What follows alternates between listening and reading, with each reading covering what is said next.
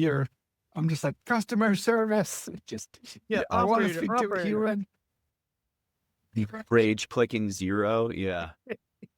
We don't, yeah, we're trying to be the opposite of that. So Into the Gnar, where the cutting edge of software gets built. We're going to talk about real builds, real decisions, real consequences, the moments where things went sideways and how they got back on track. You don't have to cut corners to move fast. You need great people, you need great process, and that's what creates speed in the end. One bad line of context is probably 100 lines of bad code. We spent the last 10 plus years building software for companies of all sizes, from scrappy startups to $100 million operators and beyond. The gap between how software gets talked about and how it actually gets built is where most of the damage happens. This is Into the Gnar. We love boring businesses, and today's guest runs the kind of company that nobody's making documentaries about, but it keeps half the buildings you've ever walked into from cooking or freezing. They're a massive distributor of insulation materials, and we're going to talk about what it actually looks like to run that type of business and how they're improving. Welcome back to Into the Gnar, where the cutting edge of software gets built. I'm Mike Stone, here with my co-founder and co-host, Nick Maloney. Our guest today is Frank Granara, CEO of General Insulation Company. Frank is a good friend and one of the best people out there. You'll be fortunate if you get a chance to meet him. Frank, welcome to Into the Gnar. thank you for having me. Not every day you get invited on podcasts to talk about boring businesses, but happy to be here. And technology in boring businesses, nonetheless. Yes. As a boring business ourselves, we love boring businesses. I should say, full disclosure, we've been working with Frank and his team on some of your modernization efforts and integrations with various pieces of software you use to get through some of these challenges or get more efficient and protect margin and stuff like that. But I think before we get going here, can you give our audience just a quick background on yourself and GIC? Yes, I'll try not to make it too boring. We're a building materials supplier. We do commercial, residential, as well as industrial, but our primary business would be on a commercial setting. So we're supplying materials to large buildings in city landscapes and trying to maneuver around trucks in places that are not set up for that kind of a situation. Awesome. Yeah, I love the way your colleague Rick puts it, where you buy large quantities of materials and you sell smaller quantities of materials. That we do. You have to, we have to stock a wide variety of SKUs. And of course, the contractor expectation is that everything is always readily available and ready to go. And so it's certainly a business that requires a lot of forecasting, planning, and then a lot of sense of urgency too. So really try to make sure that we, kind of call it like the last mile style, right? That we can, our demands are that we oftentimes are having to deliver to contractors on site roughly 6 a.m., right? That's kind of the standard delivery time in our market. Gotcha. And in your role now as CEO, and I know you've held other roles within the business, can you tell us a little bit about what you're focused on? Yeah, you guys know from working with me, very technology focused. The construction industry as a whole has been really lagging in productivity and technology adoption compared to a lot of other businesses, which to me makes it a really exciting and fun place to be. We have some opportunity to really make a big difference for our customers, for just the industry as a whole, to kind of solve some of these challenges that we've been dealing with for a very long time. So that's the fun part to me. I love digging into these problems, trying to really figure out why they are a problem and what can we do to help our customers, vendors, and even internal solutions here to make it what I would say is up to standard with the rest of the industries where they're at today. Awesome. And we're looking forward to diving into that some more. Hey, it's Mike. Before we continue, thank you for being here. Into the Gnar exists for one reason: to cut through the noise around custom software development and give you something actually useful. We want to build a community around that. So if something in this episode hit, or if there's a topic you want us to go deeper on, leave a comment. It genuinely shapes what we'll make next. Also, if AI is on your roadmap and you're not sure if your team's set up for it, we made something for you. It's a free 2-minute assessment over at Gnar.com that tells you exactly where you stand. Link is in the show notes. All right, back to the conversation. We're going to start with a news segment here. We've got a couple of news stories that we'd like your take on, some very relevant to what you were just mentioning. The first one, our lead story, is that only 26% of companies say that governance frameworks are fully aligned with AI adoption. One quote that I pulled from this article that I think says it well is that with continued AI adoption, individual employees will seek to upskill on their own to adapt. For some organizations, this may lead to increased risks to data privacy, data protection, and corporate governance through shadow IT, apps, uneducated use, and hallucinated outcomes that result in liability implications with these AI agents. But a survey is that, only about a quarter of these companies have governance that really keeps up there, meaning that like most agents are running with no one clearly owning the output. Are you seeing this sort of AI adoption internally at GIC? Absolutely. I think, the chat GPT is a daily conversation, mostly, as you were saying, for personal use, right? People are using their own personal kind of accounts and plugging in company information to get answers for. So absolutely something we've been thinking about. How are most people using it within the organization? You mentioned chat GPT and for internal use. Do you have a sense of the types of, whether it's prompts or artifacts or outcomes that they're looking for? I would say that we're very entrepreneurial by design, right? So we've got 50 locations, but our branch managers are really tasked with running their own market, right? We feel like the people who are boots on the ground in these markets, they are the ones that we trust to make the right decisions on what's going to be successful where they are. Our salespeople, same thing, right? I say that our salespeople, you run your own schedule. We lean on them to be able to, they design the places to go, the frequency with which they see accounts, and where they want to focus their time to have the best outcome for their compensation as well as for performance of general installation. So a lot of that leads to experimentation with trying to understand their own markets, who are some new accounts that they could call on, or what kind of, to try to learn about some different kind of customer segments, that kind of stuff. And the other side is just trying to get better data analysis, right? Let's call it like sunsetted version of a CRM system right now. You can pull out basic reports and stuff, but a lot of our people are looking for more detailed information right now.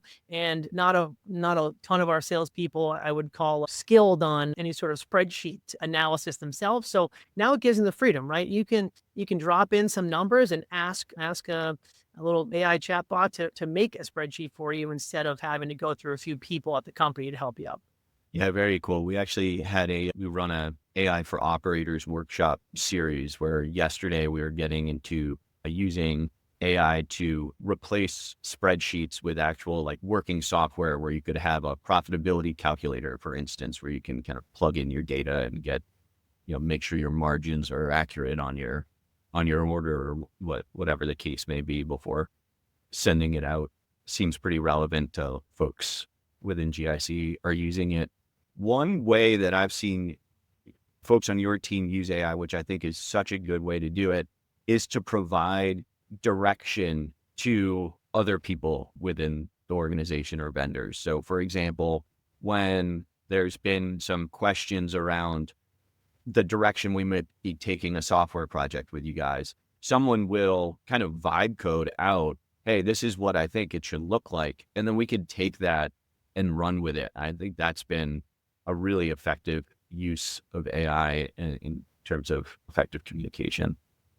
Completely agree. That's been a huge upgrade for us to be able to put some of the thoughts on paper to show you, right? And then you guys can bring it to life. And I think that was definitely a gap that I don't really have any creative designers on the team here. So that's been really helpful. That'll be my number one AI success story so far with you guys, 100%. Awesome. Yeah, it kind of leads us into our next news story here too, that AI can write code in minutes, but can it keep it secure? This was a article that came out a couple of weeks ago from the Economic Times, repeating what people have been saying kind of ad nauseum, but that vibe coded software ships fast, but routinely skips the security and quality steps that make it hold up to daily use. And there's plenty of horror stories out there of vibe coded apps that kind of go wrong. And I think that example that we just touched on is perfect, but you wouldn't want to take it the step further, right? And vibe code the entire solution. And now you're kind of taking on a whole lot of risk because you don't really know how it's working but behind the scenes.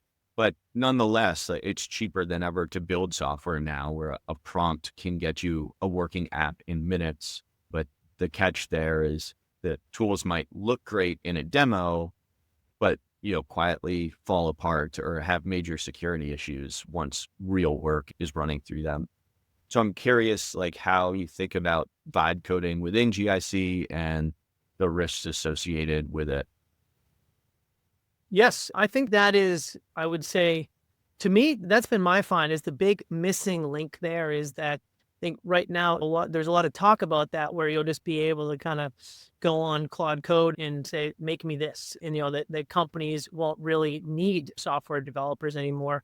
And I think that's I guess I would say maybe, a very far in the future scenario. But from what we've found is the best way to accomplish this for us right now is, thankfully, we don't have to compromise on our software solutions anymore, right? So previously, if we had a software that we wanted to get, you go through these out-of-box demos, right? And you have to pick one that closest meets your needs. And maybe it doesn't fully meet your needs, but you say, this one's 80%, right? So we're going to go for that. And maybe it actually has a bunch of features that I'm paying for that I don't even want. That's where we were before, was having to make all these trade-offs. And today, instead, we can do what we just talked about, right? We can make the design, we can work with you guys, and you can actually help us build something that's coming out faster, it's coming out efficiently. And I don't know if you guys want to be talking about this, but I think one of the biggest changes is you've really limited the risk too, right? You'll give a firm price to do a project for us, which is huge because companies like us that don't really have an R&D budget to go out there and sign up and get paid hourly, have to pay an hourly wage for engineers and not actually knowing if at the end of the day, this project will balloon up and be twice what you thought it was, and you still don't get the results you were looking for, was a big risk. That risk to us today is almost 100% gone, as we know exactly what we're going to pay for and we know what we're going to get at the end of the day,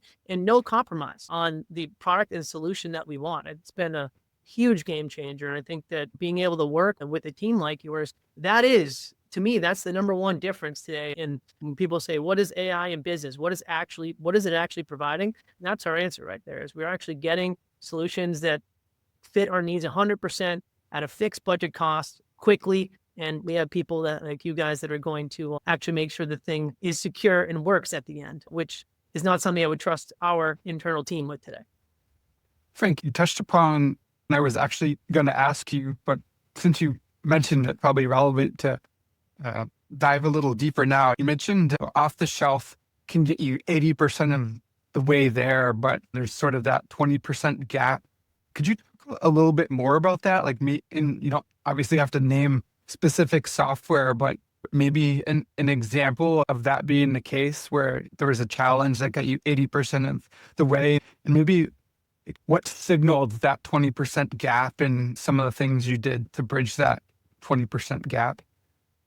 Absolutely. Yes, I love talking about it. So if I go too long, cut me off. But we and you guys actually started this original design, but we decided, that's 11 years ago. In 2015, we came up with what we called Supply Chain 2025, which was a 10-year forward-looking picture on what we wanted our company to be in terms of technology solutions a decade from now. And at the time, again, not exactly riveting information today, but at the time, it was all about a B2B e-commerce solution, right? That would our customers still even need a phone to call in their orders? Would everything just be done online? Would our customer service reps be irrelevant at that time? And it was a big question, right? And so we spent a lot of time looking at these B2B e-commerce solutions for our contractor base.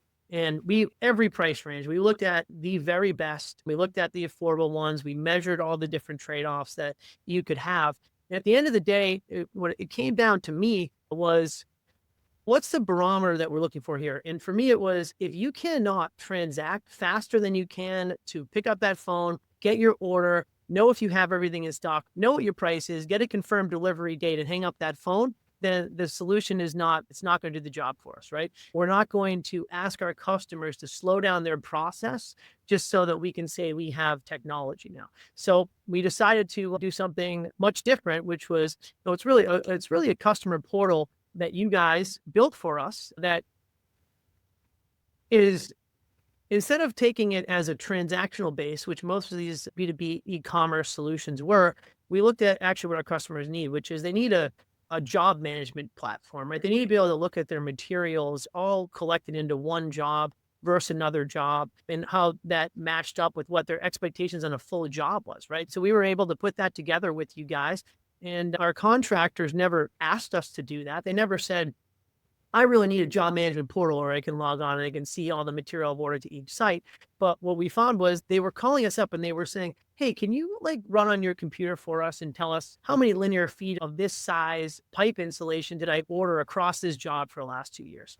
And you get that question enough times and you say, why are they doing this? Why is it important? And why do they want to know that question? And so from asking that, we were able to come up with a self-serve solution that is much faster for them, right? Is they can now log on, they can see any job they want to, the exact linear footage combined for that entire project, and they don't need to call us up, wait for us to run a report on our own manually and email it over to them. So that's the kind of solution that we were able to find. That I don't think there's a big market for that solution outside of our niche business, but it fits exactly what our customers need. That's great. And we're seeing a lot of that where you're still relying on your core systems that have all of the data. You don't need to replatform that. But to your exact point, there might be very specific industry needs that these purveyors of software aren't going to build because the customer base is small.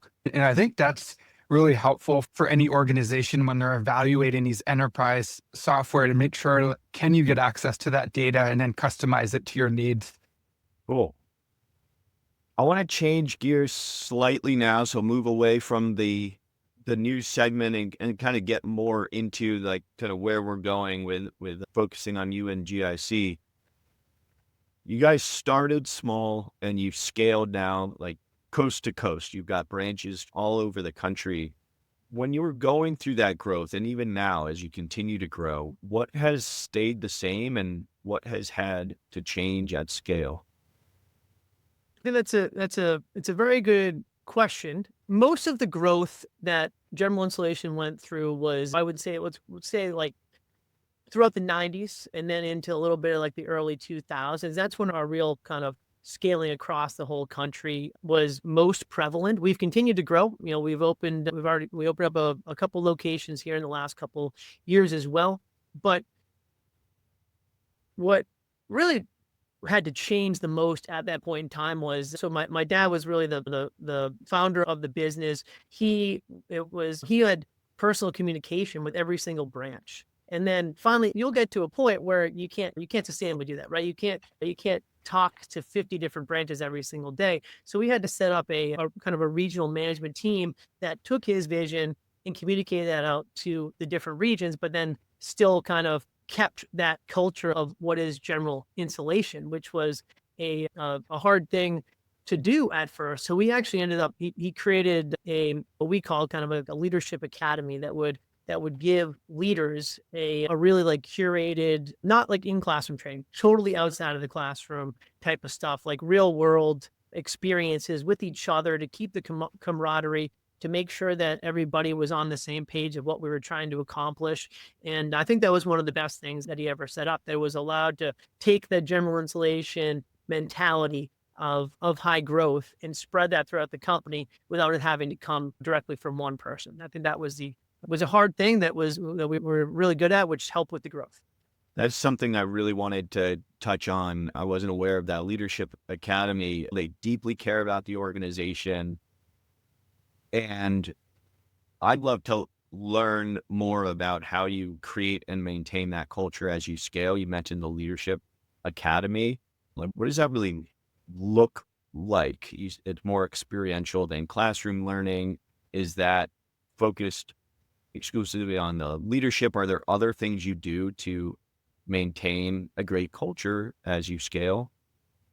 Yeah, it's a very good question. We're trying to even adapt that a little bit today as well. So historically, yeah, we've had that training, all experiential stuff. So the last group that we did, like, went out to Iceland just to see another culture. People, outside of the comfort zone is really what it was all about. My only, I guess, very small criticism of that program was it didn't touch enough people at General Insulation, right? So it touched the leaders at General Insulation, but there was so much good stuff within that came from those programs that we're trying to filter out and do little, like, micro experiences like that for all of our employees. Because, like, you've had the pleasure to talk to a lot of different branches, and we do have customers today that have really expanded, and they have given me the same great compliments about our branches, that, when they go and deal with another branch, they feel like it's a really similar culture, and that's what they want to do business with, right? People who are dedicated to providing a good service to their contractors, because their contractors, well, yes, people might not think that, a mechanical insulation contractor is the most important job in the world. It's their livelihood, right? It's their business that they've chosen to risk their family's livelihood on. And it's a very intense environment on a commercial construction site, with all these different trades all trying to do their job while not getting in the way or slowing down other people's jobs. And so if you're calling up and trying to do business with a supplier that doesn't share that type of intensity for the need to make sure that this job goes well, because it's a bad reflection on the contractor, right? It's a bad reflection if the contractor says they can get the material there the next day and they can get the job done, and then they don't. Their customer is the one who says, you guys messed up. No, not General Insulation, who should have showed up there for the delivery, is the contractor who made the promise, who couldn't fulfill it, right? So we're very intentional about making sure everybody has that same type of intensity. But when you bring in a new employee, it can take time for them to kind of understand that stuff, right? And so that's one of the things with technology that we want to do as well, is make it a lot easier for new people to be able to provide the same information and the same experience when somebody picks up the phone. It's Frank, the new employee, and we don't have a situation where the customers are like, I don't want to talk to him because he doesn't know my business, right? He doesn't understand my business. I think that we can kind of capture some of the great things that our people do and make it a lot easier to display for the customers. But really quick, we're actually on Monday, we have an event for any of our new general managers. They're all coming out to Boston, 2 years or less. We gathered, like, our top 5 or 6 most senior managers, and we're going to make sure that they understand General Insulation's history, where we're going in the future, what these 20+ year general managers are doing that might be different from what they're doing at their business, and making sure that we are, even though we can be really siloed, right? You can have a branch in Los Angeles that they still know they're part of the General Insulation that's here in Boston. That's what we're trying to filter down. Yeah, it's super impressive. And like, I definitely had some preconceived notions about what the rooms would be like when we started working together, and you're around a bunch of people in the construction industry and expectations there, and then you walk into the room and it's just like the nicest people. Everyone's super dedicated and caring about the business and like rowing in the same direction. Thank you for the compliment. I appreciate that. I mentioned before that the boring business stuff and the simplified version of, you buy large quantities of material, you sell smaller quantities of material. But I know that, you peel back a couple layers there, and it's a very complicated business and not boring in the slightest. Could you walk us through the life of an order from like quote to fabrication delivery, and like where does it get slow or messy? I think it'd be great to just get a little bit more in depth and just see how complicated a business like yours actually is. Absolutely. Yes. Back to kind of the premise of, we're serving a commercial job site, right? So you have these commercial job sites are years in the making, right? You have planning, zoning, and then you have everything going out for bid. And then once these contractors are selected, that job might break ground, 6 months after that, if they're lucky, right? So now the building's being erected, and you by the time that our contractor base is doing work in the interior, It could be a couple years later, right? So, but we're helping the contractor win that job up front. So they might reach out to us. They have a bill of materials that they need pricing on, that somehow they're going to have to estimate what that price is going to be 2 years in the future, but they have to use that bid to then win the project, right? So we help with that pre-planning side. That, say we do win that job, right? Whenever that start date is, we need to somehow remember in some way that, 2 years ago, we helped them quote this job. They might have called it whatever it is, right? 1 Main Street in Cambridge.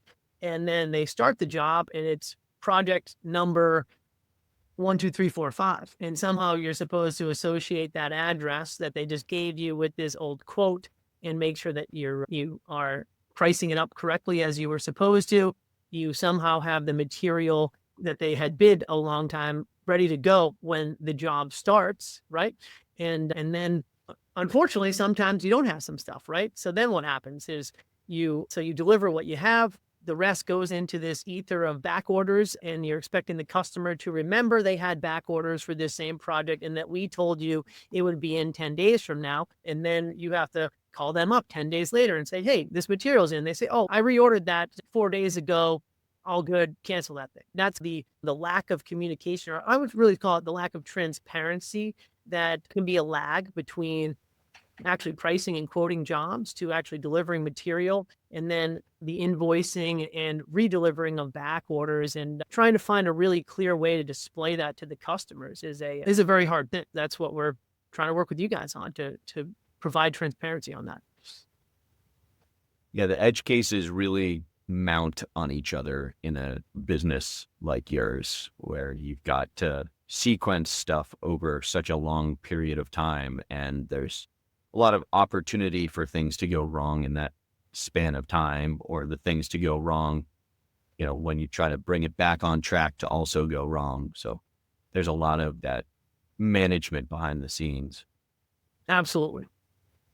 When you're running a business like yours, how much of this sort of back management process are you running through, like spreadsheets or your ERP system, or is it like tacit knowledge, like, hey, call Dave, Dave knows what to do in this situation? That's one thing we found with a lot of our listeners that might be in similar positions, is that there's a lot of kind of like manual work happening behind the scenes.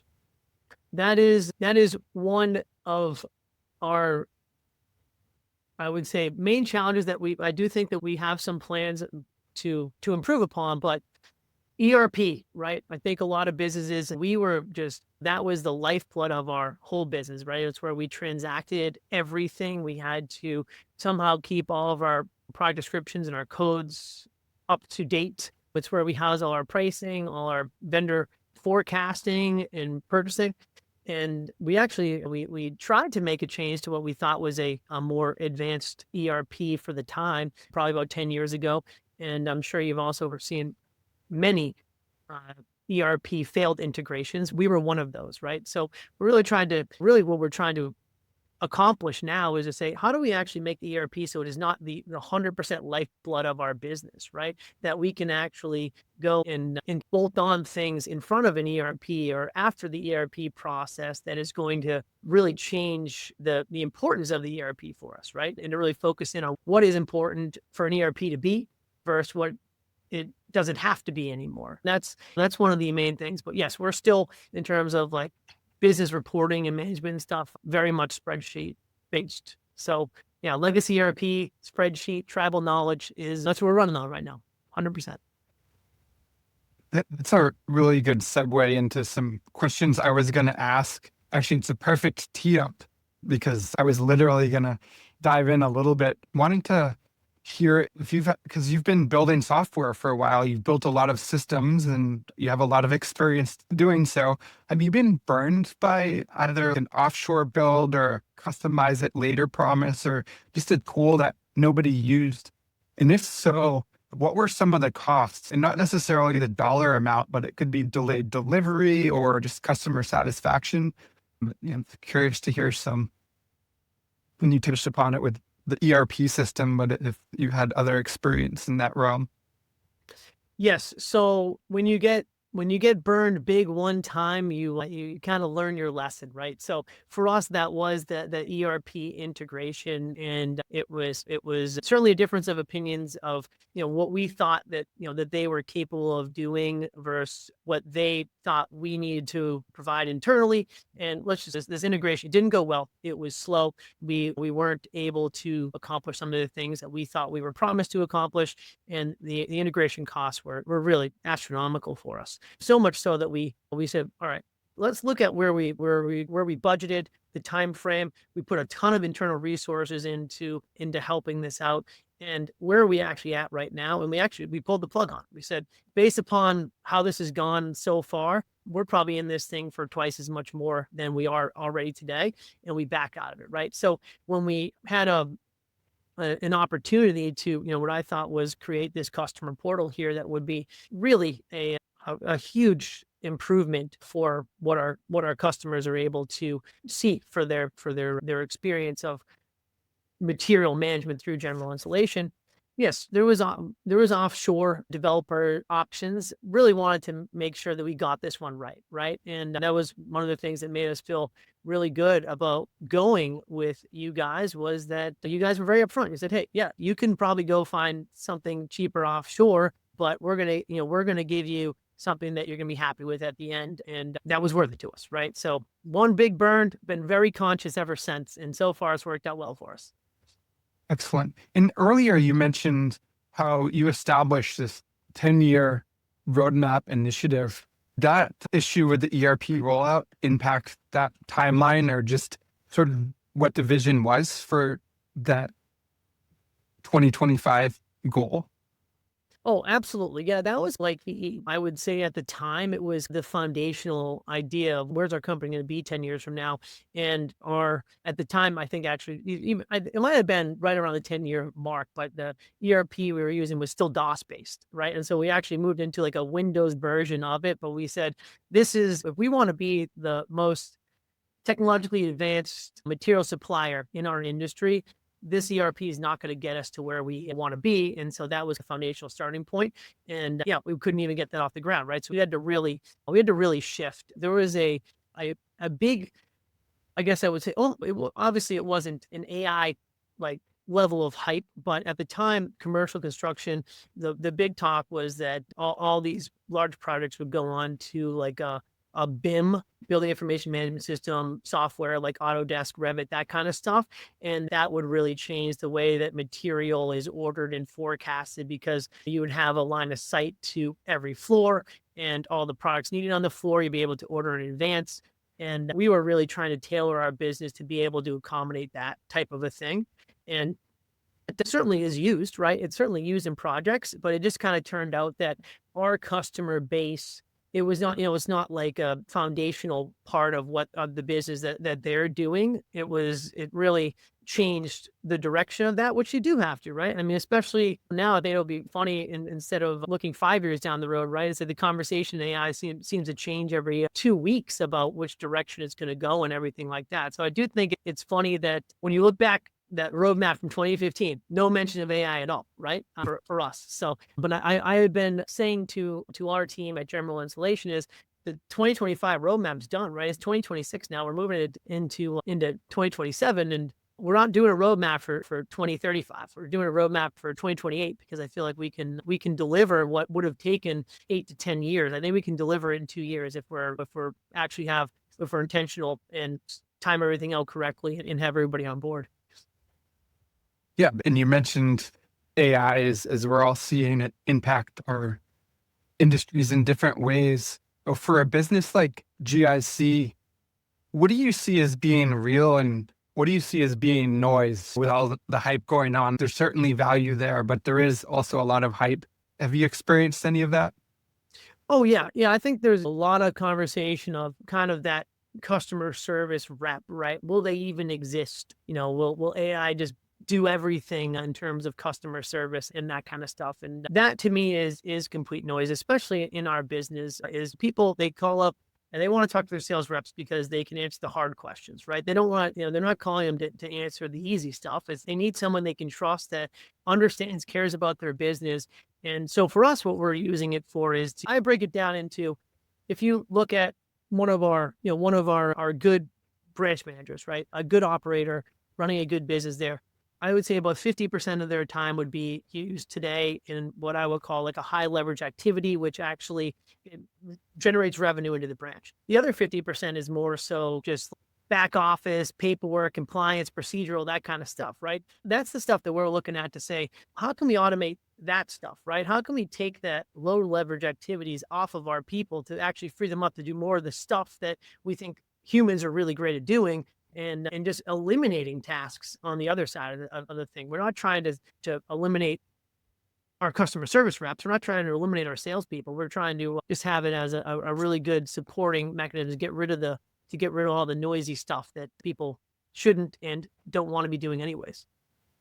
Yeah, that really resonates with me. And we say this a lot, where the intent is not to replace people, it's to make them more effective. That's a hellscape I don't want to live in, where I can no longer talk to a human. I was like renewing insurance recently, and I had a question, and I don't want their AI assistant. I want to speak to a human, but then they could use AI to get the information faster and operate faster. And I think it's true to your customers, probably true for all of us when we interact with businesses, but I'm glad to hear that. 100% is it's going to allow the person to get that information faster. So it's a better customer experience, because I don't know anybody who ever tells me you call up a 1-800 number for a customer service rep for these big companies. They're like, I had a great experience talking to this automated thing. And once you fill in all the automated information they made me do anyways, as soon as I get someone on the phone, they ask me the same exact information every time, right? Like, I mean, you just go on and I'm just like, customer service. I want to speak to a human. Rage clicking 0. Yeah. We don't, that's. I think you guys have also taken advantage of some second and third order AI effects too, where like a lot of the way that AI is making a difference in the work that we do with you isn't actually through AI functionality. It's actually through leveraging AI to build software a lot faster. Absolutely. And you mentioned before, like the guaranteed price. And we started doing guaranteed pricing once we got confident enough in our ability to ship and hit deadlines because of our use of AI, that we could offer that to clients, right? So there are these like second or third order benefits from it. And then you kind of get to this point where you have these unified workflows and you can layer in AI and like get it. So like Nick said, a customer calls up and that rep can pull up all their history and get some AI support in helping the customer, but there's still going to be that kind of GIC culture and brand of being human. It's something we've talked with. We were talking with Matt Ferrer from Johnny O as well, and something that's top of mind for them, of just like, how do we stay human while being able to take advantage? But you have now survived. I think we're on a good path together. I'm excited to see the outcomes there. Absolutely. Yeah. And it's been cool working with you guys that are, so forward thinking in figuring out how to effectively bring some of this new tech into your business. But yes, you have survived the serious part now. We have a final segment that's pretty like rapid fire here. So these are questions that you don't really need to think much about, just the first thing that comes to mind, and we'll wrap up by breezing right through these. I'll start off and then Nick and I'll alternate these 4 questions. First is, what is one spreadsheet you would retire tomorrow if you could? That like I am personally using? Or maybe that's used in your business that you wish didn't exist or wish was done differently. Oh, I mean, there's a long list there, but certainly our budgeting process is each branch, they do a budget spreadsheet. They all send it up to our CFO, and he's going to go and he's going to compile all these manually. And we're actually working on fixing that. But yeah, the budget spreadsheet for sure. That was fast. That's good. What's your preferred AI tool, like ChatGPT, Claude, or Gemini? So probably unpopular opinion here. I'm a Grok guy. And really it's just because, that's where I get my information, news, market information, get it on X, Twitter. And I love the fact that you can just, you just click that little Grok button and like, hey, is this actually true? And it'll give you a whole breakdown and all that stuff. So I use that really on a personal side. I got a Tesla, so you can ask Grok questions in the Tesla as well. And the other reason is it's things of, I think, again, they are adapting quickly, but I never ran into any, if I wanted to try to drop in any kind of data sets, I never ran into any like token limitation or anything on Grok either. So I'm not doing the code stuff like you guys. So Grok works great for me. Great. And that's why I asked the question, because it's from different perspectives. Like engineering have different use cases and how you use it. So it's a good data point. Thank you. What's a piece of software you can't live without? Yeah, we talked about as a company, right? Today it's ERP. Hope to change that. And then for me personally, it's still Excel for sure. Still take, even if I run some report or something in our CRM or our BI tool, I still download it into Excel and to manipulate it and stuff like that.